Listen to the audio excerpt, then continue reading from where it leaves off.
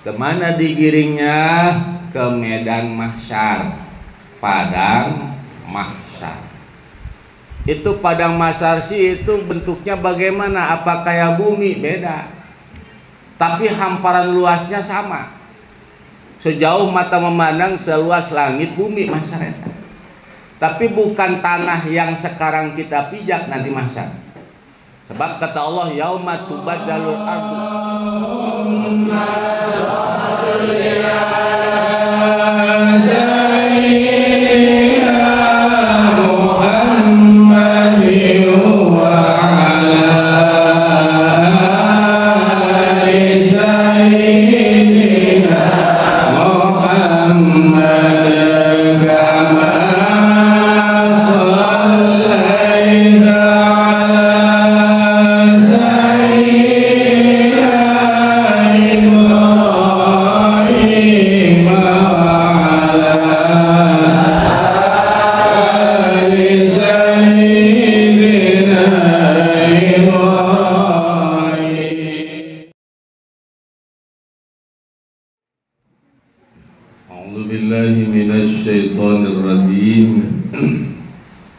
Bismillahirrahmanirrahim. Fayanduru dzalika lil 'abdi yaminan wa shimala. Maka mana kemarin fafi dzalikal waqti, maka indalam mengkonon waktu yus'alu bakal den takon ya abid an khamsyati asya, saking 5 pirang-pirang perkara. Al awalu utai kang awal yus'alu minhu, iku den takon minhu opo minhu saking abid fima afnaita umroka, indalam apa hitungan tekaken sira umroka ing umur sira. Wasani fima ablaita sababaka lan utekang kapindone iku lapat fima ablaita sababaka indalam apa ngabosokaken sira ing waktu anom sira. Wasalisum min aina kasabta malaka lan utek kaping 4 kaping 3 iku lapat min aina kasabta iku saking di ngahasilkeun atawa ngausaha sira malaka ing harta sira. Warabihu fi ayyi syai'in saraftahu lan utek kaping 4 iku lafat fi ayyi syai'in saraftahu indalam dindi sewiji sarafta megoskeun sirahu ing ma ing syai'. Wal khamisu lan utek kaping 5 ma amilta bima alimta malim ma'amilta bimalimta, itu iku apa siji ma'amilta ing apa siji amilta ngamal sira bimalimta kelan barang kang wis weruh sira, bimalimta kelan barang kang wis weruh sira. Lanjutkan pengajian yang kedua, kitab yang kedua, masih melanjutkan ayat yang kemarin, dan ayat wa in kullu lamma jami'ul ladaina muhrun. Jadi para bapak ibu jamaah pengajian rahimakumullah, kita semuanya bakal sama nasib kita sebagaimana orang tua kita, guru-guru kita semuanya bakal kembali ke hadirat Allah Subhanahu wa ta'ala, bakal wafat meninggal dunia. Yang mana nanti seluruh manusia bakal mati. Matinya macam-macam, tapi secara umum terbagi 2. Ada yang husnul khotimah, ada yang suhul khotimah. Kita mah mudah-mudahan wafat meninggal dunianya dalam keadaan husnul khotimah. Amin ya robbal alamin. Sebab nggak ada pilihan Pak Bu mati kecuali bawa iman Islam.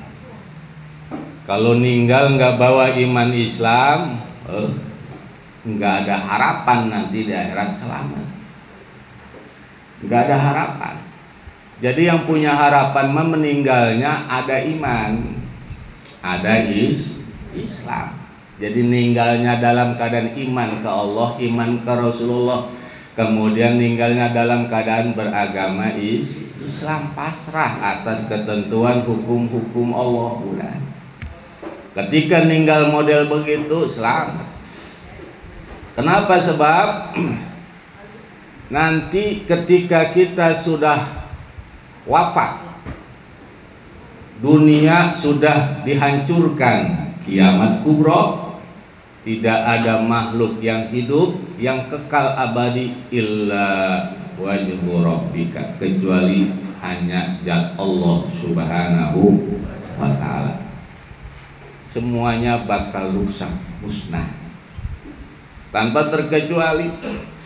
Kita semuanya bakal dikumpulkan nanti, yang meninggalnya di benua Amerika, yang di benua Eropa, di benua Asia, semuanya eta dari negara ujung barat sampai ujung timur, eta semuanya akan bakal mati nanti di padang mahsyar setelah ditiup sangkakala yang kedua oleh malaikat Israfil. Nah, nanti seluruh makhluk yang namanya manusia bakal bangkit dari kubur, bangkit dari. Nah, kemudian digiring. Kemana digiringnya? Ke medan mahsyar, padang mahsyar. Itu padang mahsyar sih, itu bentuknya bagaimana? Apa kayak bumi? Beda. Tapi hamparan luasnya sama. Sejauh mata memandang, seluas langit bumi mahsyar eta. Tapi bukan tanah yang sekarang kita pijak nanti mahsyar. Sebab kata Allah, yauma tubaddalul ardu bi'ardin akhar, Allah bakal ganti tanah tersebut dengan tanah yang lain. Jadi nanti ketika kita bangun dari kubur, dulu mah di kuburnya dikober benda, tapi nanti ketika di mahsyar pas bangun, ini udah mahsyar. Berubah. Kita di kuburnya dikober benda dengan yang dikober babakan asem, sama nanti. Ketika bangkit dari situ tetap dari lubang kubur, ngan ketika bangkit udah bukan tanah benda lagi, bukan tanah babakan asem lagi, bukan tanah Neglasari lagi, bukan tanah negara-negara yang lain. Itu semuanya sudah ngampar. Itu Pak, nanti mahsyar itu padang luas, yang mana itu padang itu tidak ada pendukul-pendukulnya, nggak ada bukit, nggak ada gunung, nggak ada logak, nggak ada legok, rata eta mahsyar. Kalau sekarang mah ada gunung, ada bukit, bumi ada legok, ada mendukul, mahsyar marata. Itu nanti semua dari penjuru, semua penjuru itu manusia berbondong-bondong, Pak. Kita semua termasuk. Bondong-bondong bangun dari kubur, kumpul ke mahsyar. Bakal ketemu orang Asia sama orang Afrika, bakal ketemu orang Asia dengan orang Amerika, ketemu nyatu di padang mahsyar. Dari zaman kanjeng Nabi Adam sampai hari kiamat, itu semuanya bakal nyatu. Nah, ketika itulah dikumpulkan, itu nanti seluruh makhluk yang namanya manusia itu bakal bermukalamah, ngomong dengan zat Allah, bakal ngomong ke Allah. Yang mana di antara makhluk yang namanya manusia dengan Allah, nanti kita semuanya bakal ngomong dengan Allah, ngomong, berbicara dengan Allah. Yang sekarang kita ibadah gaib, nggak kelihatan zat Allah, tapi nanti di akhirat mah kelihatan. Khusus nanti di akhirat ngomong, yang mana walaysa bainahu wa bainallahi ta'ala turjaman, antara hamba Allah manusia dengan Allah mukalamah, ngobrol, itu nggak ada juru bahasa. Jadi kita semuanya ngomongnya dengan bahasa apa? Itu bahasa Allah.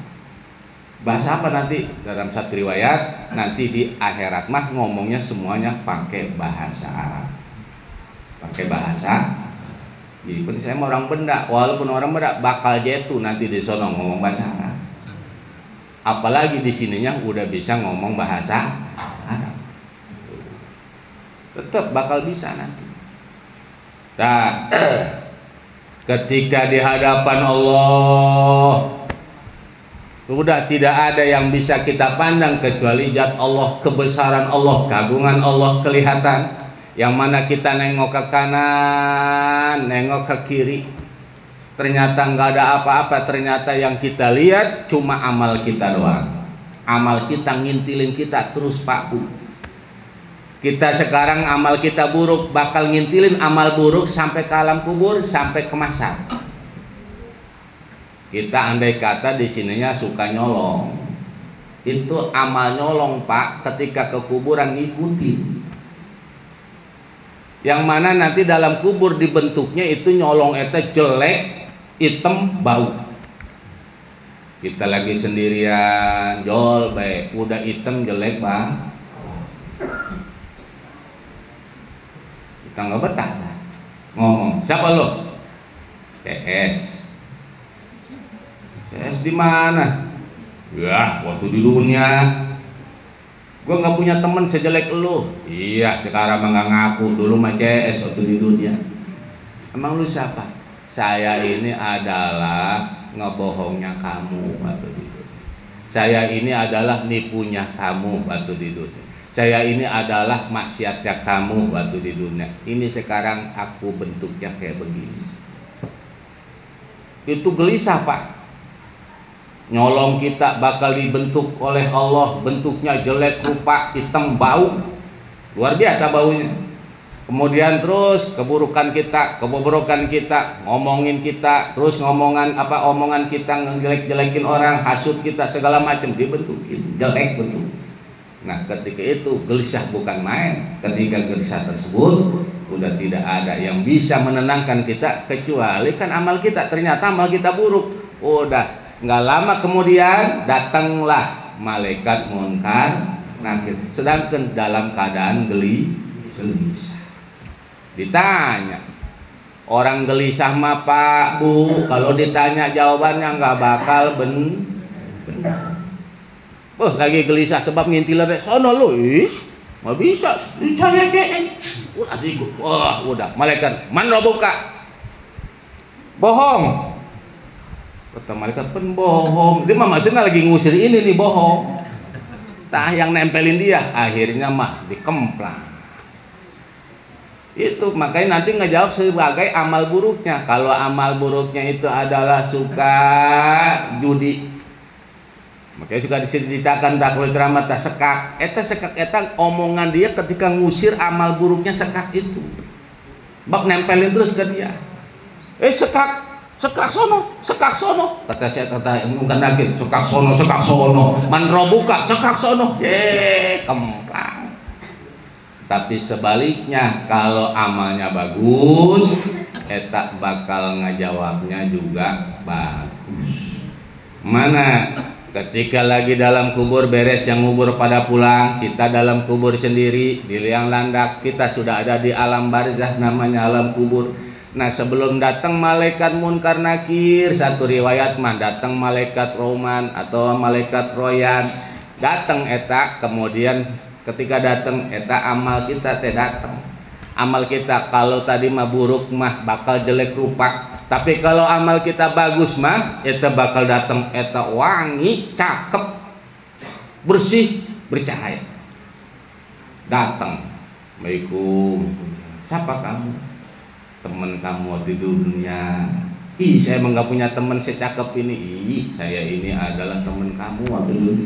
Emang kamu siapa? Saya ini sholat kamu, saya ini puasa kamu, saya ini sedekah kamu, saya ini amal ngaji kamu. Eta bakal dibentukin rupa cakep luar biasa, wangi, yang mana kita dalam kubur ditemani oleh amal yang cakep tersebut. Seneng kita sendiri sebab yang nemenin cakep, wangi.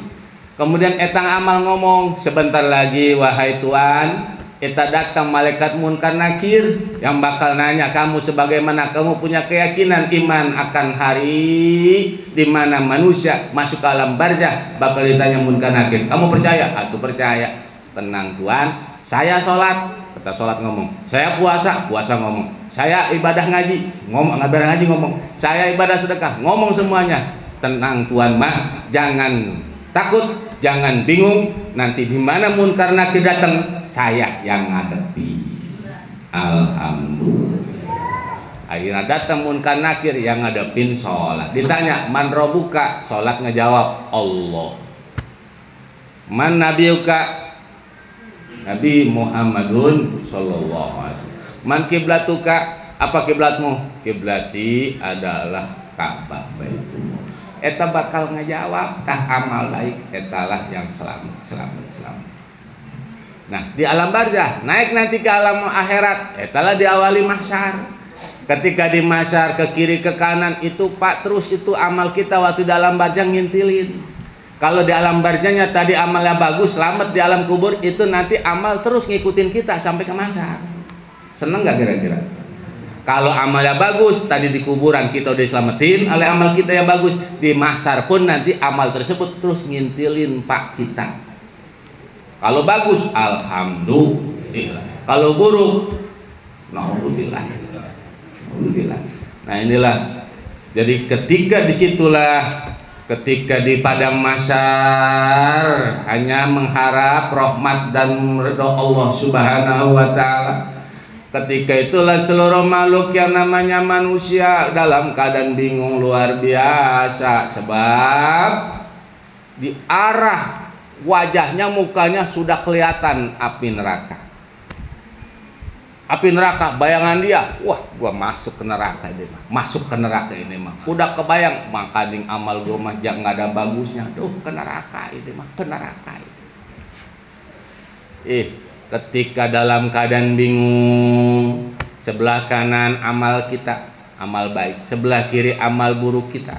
Kemudian di belakang kita ternyata api, di depan kita ternyata api neraka. Udah nggak ada yang kita harapkan kecuali rahmat dan ridha Allah. Ketika itulah jol malaikat nanya, ada 5 pertanyaan yang mana kaki kita nih belum belum pusik-pusik aja.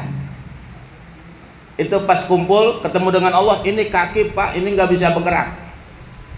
La tazulu qadma abdin hatta yus'alu an khamsati khisalin.